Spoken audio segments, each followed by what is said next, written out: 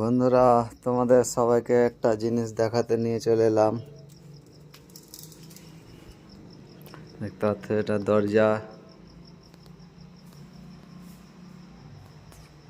Finishing দেখুন কত সুন্দর ফিনিশিং দিয়েছে। হাতের কাজ এগুলা দেখতে পাচ্ছেন। এটা এখনো ডিজাইন বসেনি, এটাই বসে গেছে। এটা কাঁচ জানলা।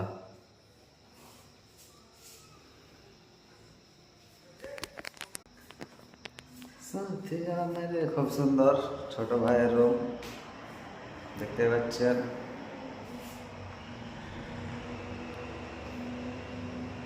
কার কার ভালো লাগলো কমেন্টে জানাবেন অবশ্যই।